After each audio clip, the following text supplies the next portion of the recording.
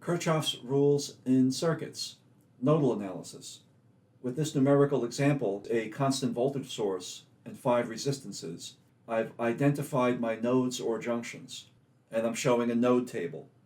For node D, I'm arbitrarily thinking of that as ground, 0 volts.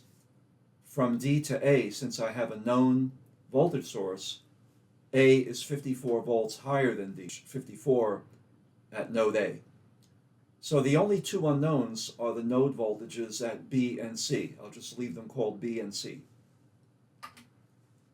And essentially at each node where we are to solve for a node voltage, we basically use the current law, the junction rule, to show current leaving the node. So if current is leaving B to A, or B to C, or B to D, that would be the only 3 pathways for current to leave junction B.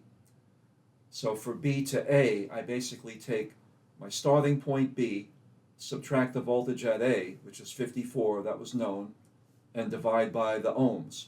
Right? That's Ohm's law solved for current. Then B minus C over 20 would be the current leaving B to C.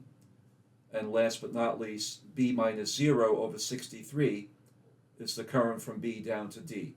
Of course, not all of these terms can be positive, but writing the terms this way is preferred so as not to overanalyze when you can just simply write the terms as if the current is leaving the node. Similarly for C, we write another junction rule, and then we have 2 equations and 2 unknowns. We can quickly solve for B and C, put that in the node table. Once we have the node voltages, we can find voltage differences across each resistor. We can then use Ohm's law to calculate currents. Now for the current in the power supply, we just have to do some analysis. For example, at this node at the top that was called A, we can figure out the current entering because it's the sum of the currents through 1 and 2.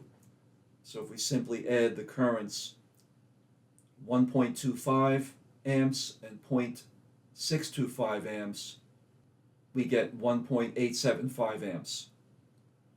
And so we've completed our branch table. We can calculate power and see that total power supplied equals the total power delivered.